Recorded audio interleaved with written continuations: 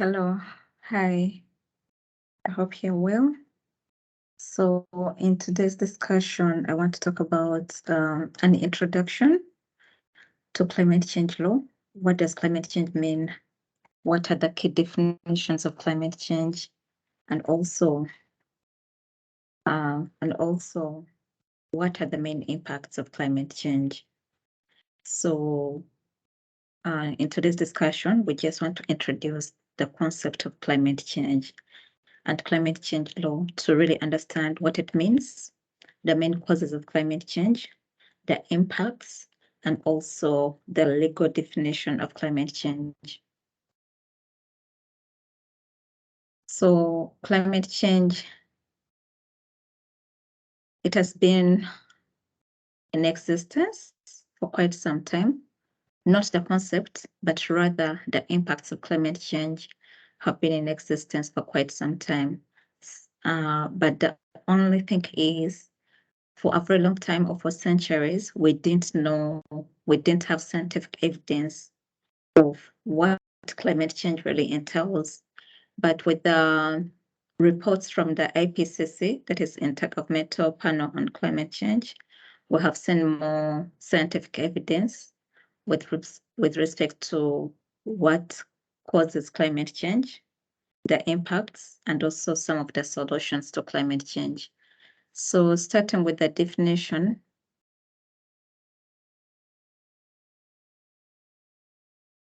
so in simple terms,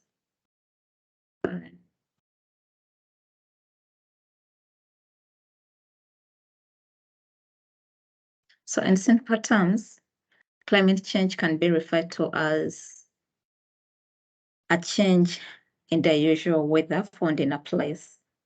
That is just the simple way of understanding what climate change is. It's the change in weather, the usual weather found in a place. That's just a simple definition. But however, if you look at the Oxford definition, it says that climate change is a change in the global or regional climate patterns, in particular, a change apparent from the mid to late 20th century. So we are looking here at the time frame of when climate change was expected to have happened. This is from the mid to late 20th century onwards, and it's attributed largely to the increased levels of atmospheric carbon dioxide produced by the use of fossil fuels. So if you look at the Oxford definition and you just let go of this simple term of what climate change means, and you go at the Oxford definition, it mentions the time frame. And here the time frame is from the mid to late 20th century.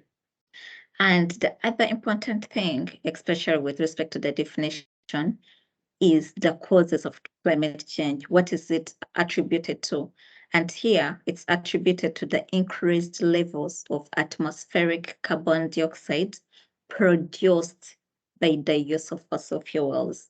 So the Oxford Dictionary specifically mentions the role of fossil fuels in escalating the climate change impacts we're seeing. But moving forward, if you look at the legal definition, if you look at the Intergovernmental Panel on Climate Change, the IPCC, it defines climate change as the state of climate that can be identified by changes in the mean or the variability by its properties, and that persists for an extended period, typically decades or longer. So if you analyze the IPCC definition, it's mentioning the change in the state of climate, and it's identified by changes in the mean or the variability by its properties, and that persists for an extended period. So here, the key component is the persistence for an extended period, implying that if we are experiencing weather changes that are just going to last for one day, it may not be called climate change, because here it has to really persist for some period of time for us to know that, okay, this is not something that is just happening at once, or that is just happening for a few seconds or few minutes. It's something that is persistent. So the issue also of persistence here is very key, because we saw in the Oxford Dictionary, they're attributing it to the use of fossil fuels, and they'll also mention the time frame with respect to when they think it would have started. And now with the IPCC definition, we're seeing the component of the persistence in the weather condition, implying that something that is just lasting for a few days or few minutes in weather changes cannot easily be termed as climate change. Now, climate change also with the legal definition from the convention, the Climate Change Convention, it defines climate change to mean a change of climate, which is attributed. Now here, we're going back to the attribution that we talked about in the Oxford Dictionary, attributed directly or indirectly to human activity. So this is very key when you're talking about the attribution. What is the cause of climate change? The legal definition is saying it's attributed directly or indirectly to human activity that alters the composition of the global atmosphere, and which is in addition to natural climate variability observed over comparable time periods. So here, the most important thing is the aspects of climate change being directly or indirectly attributed to human activity, implying that if it's something that is being caused by natural causes, then it would not stand out to fall under the definition, the legal definition of climate change.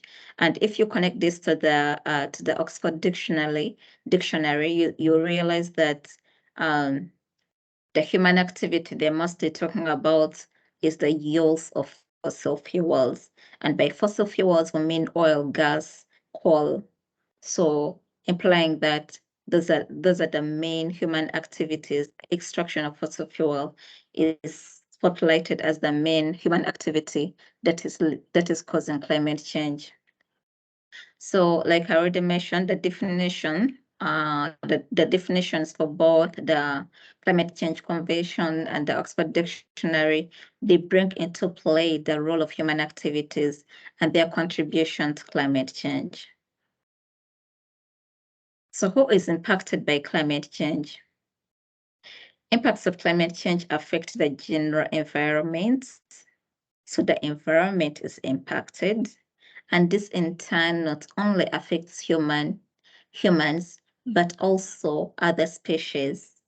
So it's not only humans, it's not only us who are impacted by climate change.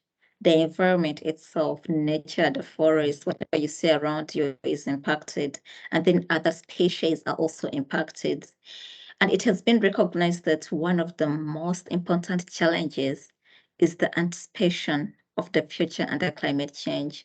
So with climate change, you cannot easily anticipate what is going to happen tomorrow, because you don't know if the floods will be there tomorrow. You don't know if countries are going to experience droughts. You really don't know if we're like, you don't know what is going to happen. So you can't even plan ahead, because you cannot anticipate the future under climate change. And indeed, the concept has attracted a lot of attention in recent years from different experts and researchers of various backgrounds, including scientists, oceanographers, ecologists, economists, and policy analysts. So in the 21st century, we have seen a lot of attention being given to the concept of climate change, but not only the concept, but also finding solutions of how we can address climate change. We are seeing a lot of attention at the international level. The UN is doing a lot of work in that respect. We're seeing global leaders taking a stand to address climate change. At the regional level, regional organizations like the EU are also doing a lot with respect to tackling climate change, the African Union, and other regional bodies in Asia. So everyone is paying close attention to the concept of climate change, because like we've mentioned, it not only affects humans, but also the environment. And the question would be, how can we stop this climate change, or how can we stop the impacts associated with climate change? And that is something we shall be discussing throughout. So one might ask, is climate change new? Is the concept new?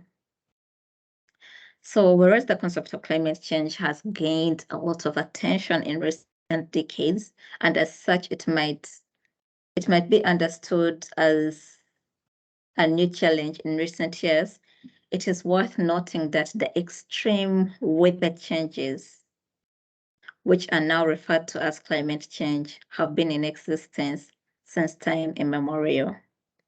So the impacts of climate change, or what we are seeing as climate change, most of these things have been in existence for quite some time. But however, at that time, we didn't have enough scientific knowledge to understand that these impacts are associated with human activity. And also, there was use of fossil fuels in the distant past, but there was not enough scientific evidence that fossil fuels or reliance on fossil fuels was a major contributor to the greenhouse gas emissions. So looking at the past, what really have we seen with respect to the impacts associated with climate change? So what happened in the 1960s regarding the climate change impacts? In the 1960s, we saw floods, droughts, and other extreme weather events, which were experienced in the various parts of the globe, leading to not only food insecurity, displacement, and death, but also the outbreak of dangerous diseases. Because remember, climate change, it doesn't just stop at what you're experiencing, but also how is it affecting people socially, environmentally, and economically. So in the 1960s, we saw that the floods, the droughts, and other extreme weather events led to food insecurity, they led to displacement, they led to immigration, and also death, they led to death and the outbreak of dangerous diseases. So this is exactly what we're experiencing right now in 2023, or even in the 21st century. We are seeing that the impacts of climate change are leading to death. Many people are dying because of the floods.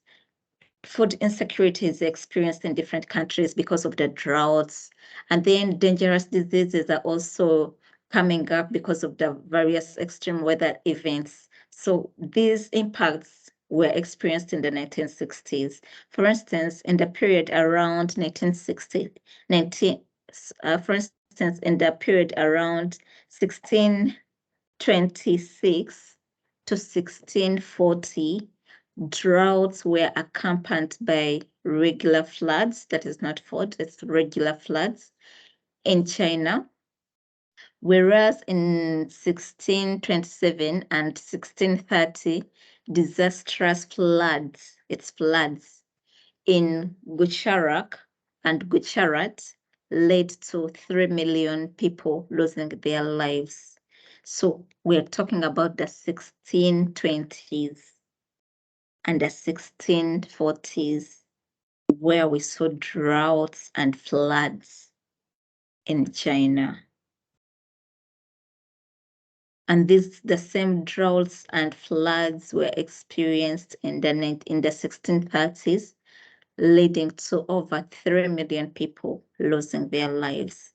So we're really looking at the impacts of climate change, not the concept, but the impacts of climate change being experienced as far back as the 1620s. So the question might arise, is climate change new? Is it the concept which is new, but the impacts have been experienced for quite some time? This is something you really have to think about.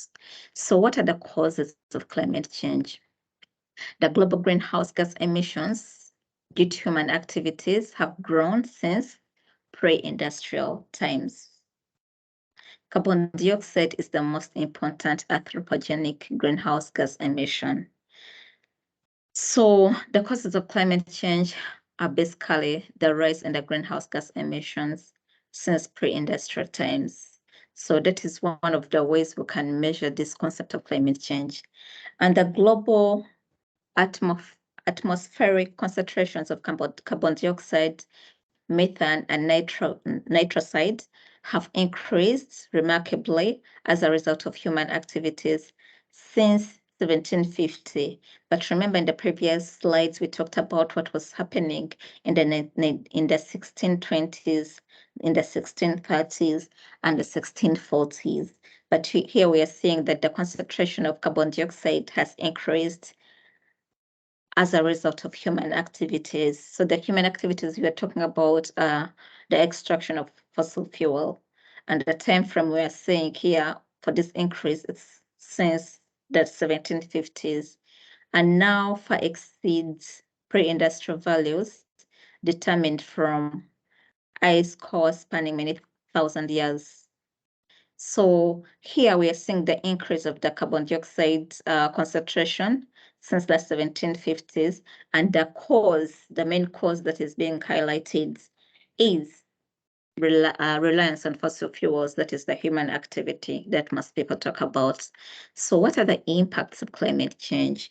We have already understood the definition of climate change. If you want to understand climate change, first you have to understand that changes in weather conditions, they have to be persistent for a reasonable period of time, and it's attributed to human activity. So if it's something that is caused naturally, then it might not fall under the legal definition of climate change. And the impacts, we have already talked about them. And some of these impacts were experienced in the 1620s, 1630s. But in recent years, we are still seeing the impacts of climate change, which include sea level rise, flooding, biodiversity loss, changes in weather and patterns, impacts on food systems, impacts on migration, impact on gender. So you might ask yourself, how is climate change escalating gender inequalities? It's the women who are mostly impacted by the negative impacts associated with climate change. If countries are experiencing floodings, it's the women. Obviously, the men will be there, but a woman would easily lose her life trying to save her children because of that love between mother and the children. So you also, when it comes to droughts, issues of food insecurity in most developing countries, it's the woman who's really responsible for feeding the family. The man would contribute economically, but the women will always bear the burden of ensuring that there is food on the table. Then the issue of migration. When countries are experiencing floods, they're experiencing droughts, then people will be forced to move to other areas that they feel are conducive for them to stay. So this will also impact on the migration rate, whereby people in areas that are impacted by climate change would want to migrate to other areas that are conducive, or other areas that they feel are good when it comes to the weather. So those are some of the impacts. And then floodings. In 2023, we've experienced lots of floodings. We saw what was happening in Pakistan, in Nigeria, and people are dying. People are not only dying, but also the economy is being impacted. Businesses are not working. So the flooding impacts people socially, economically, and also environmentally. Now, whereas we have talked about climate change, what it means, the causes and the impacts, we have to understand that skepticism about climate change still exists. And researchers have gone ahead to distinguish such skepticism into three categories, including trained skeptics. So trained skeptics are those who deny there is such a thing as an upward trend in global temperatures. So for the trained skeptics, they just feel like there's no, the global temperatures are not increasing. People are just telling lies. And remember, with climate change, we're talking about an increase in the carbon dioxide concentration. We're talking about global warming. But the trend skeptics are like, no, there's nothing. with respect to upward trend in global temperatures. People are just telling lies. So those are the trade skeptics, and we don't know why they feel that the global temperatures are not rising. Now, we go to the attribution skeptics. With the attribution skeptics, these are the people who accept that the world's climate may be changing, but they do not think that this is caused by human activity, but rather by natural causes. So attribution skeptics, they agree that the climate is changing. They agree that there's an upward trend in global temperatures. But however, they do not think that this is as a result of human activity. They feel that things are happening naturally. So as humans, we have nothing to do with climate change. And remember, the definition, the legal definition of climate change attributes its impact to human activity, especially reliance on fossil fuels. But with the attribution skeptics, they're like, no. The temperatures might be going upwards, but it has nothing to do with human activity. These are things that are just happening naturally. So those are the attribution skeptics. And the impact skeptics, the impact skeptics are those who agree that the world's climate is changing as a result of human activity, but do not think it will lead to substantial detrimental impacts.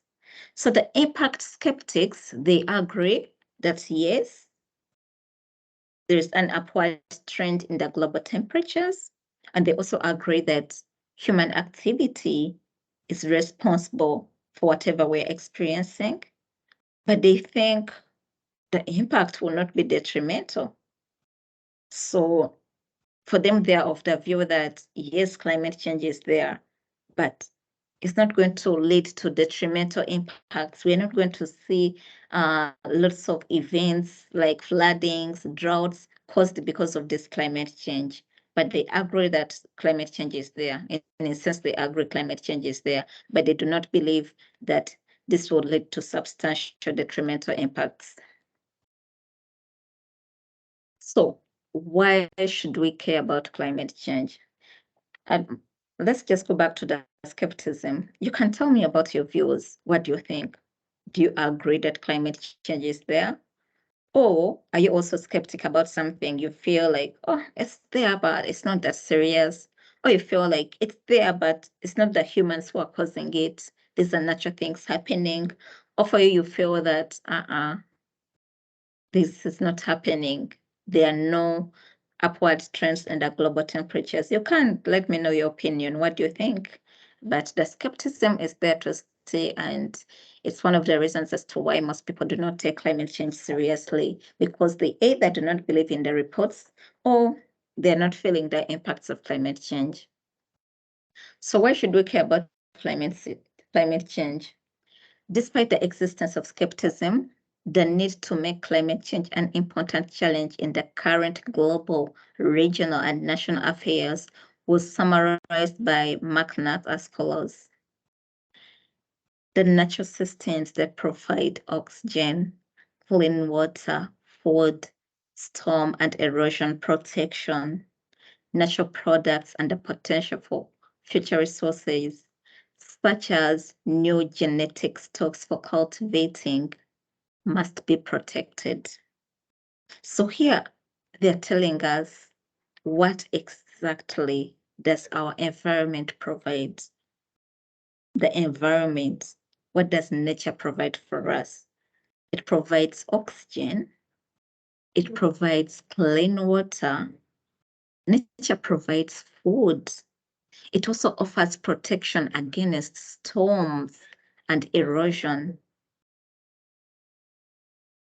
So this has to be protected, not because it's part of good stewardship, but also so that we can take care of ourselves. So the reason as to why we should care about climate change It's not because of the impacts we are experiencing as humans, but also nature itself, because it's by nature that we get oxygen. If the environment is polluted, then what exactly are you doing? Clean water.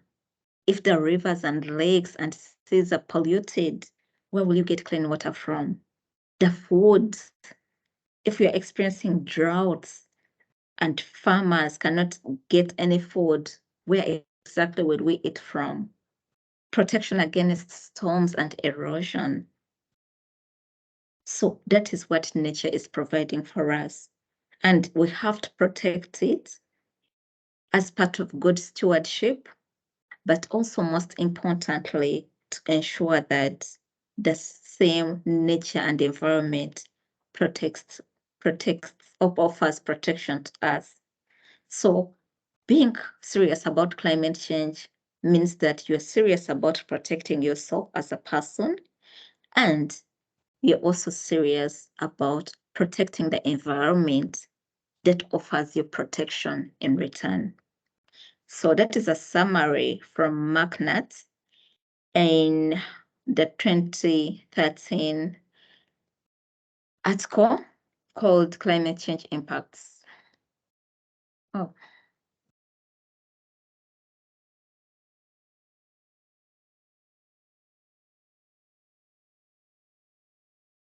So these are some of the impacts of climate change.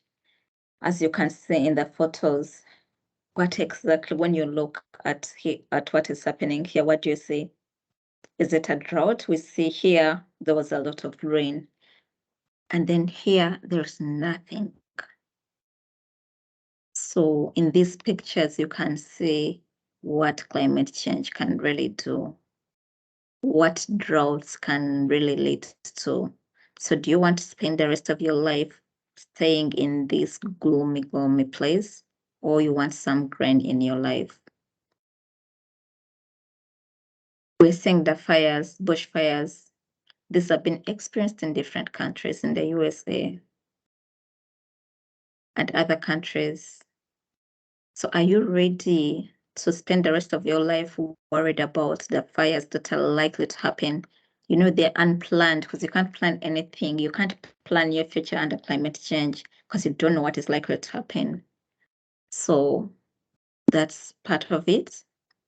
Then in this photo, we are also seeing some of the impacts of climate change on not only the health, but also food security. Because in this photo, you're saying it's definitely taken from a rural area, but do you think there's any food that can be grown in this kind of environment?